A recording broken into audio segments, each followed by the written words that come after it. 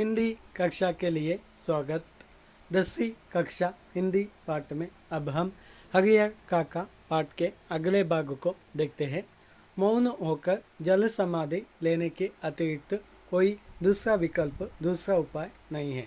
अभी हरियर काका के पास मौन होकर, खाली मौन, क्योंकि कोई भी उनसे बातें नहीं कर रहे थे, सब कुछ उनके लिए दुश्मन बन गए थे। इसलिए मौन होकर जल समाधि, जल समाधि का अर्थ है जो पानी के अंदर जाते हैं, पानी के अंदर जाकर मर जाते हैं, ऐसा जाने का। और इसको छोड़कर खाली दूसरा उपाय उनके पास नहीं है।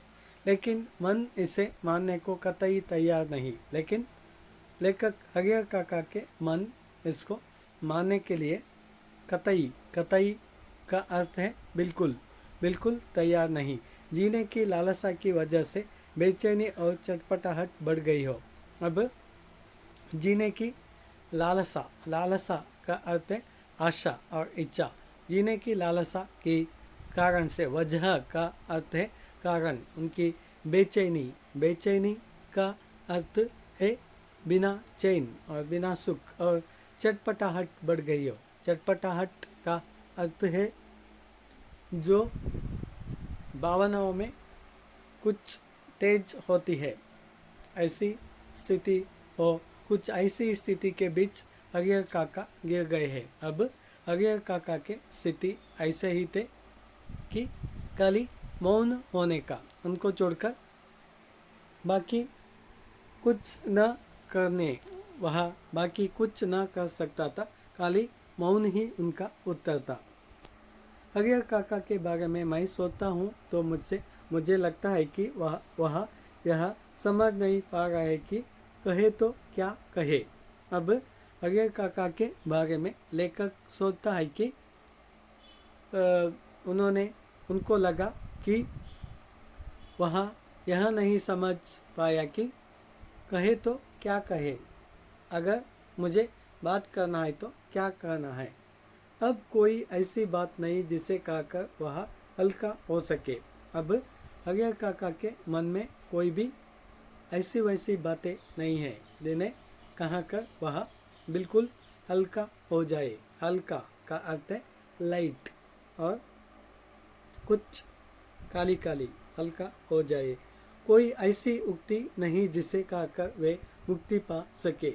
हरियर काका के पास कोई भी ऐसी ही उक्ति, उक्ति का अर्थ है बात और विषय, कोई ऐसी उक्ति नहीं है जिसे कहकर उनको मुक्ति पा सके, उनको स्वतंत्रता मिल सके।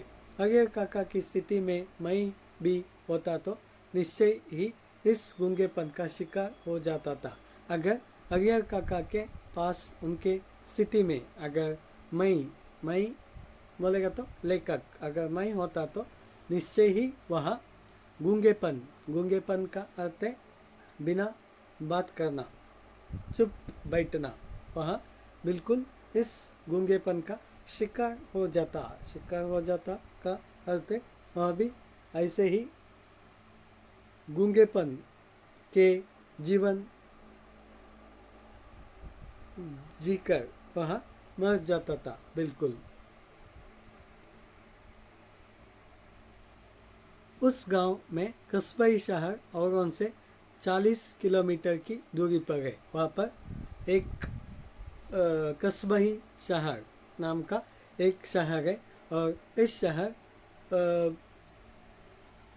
शहर आरा से, यह जो लेखक का जो गांव आरा, वहाँ से कोई 40 किलोमीटर की दूरी पर है।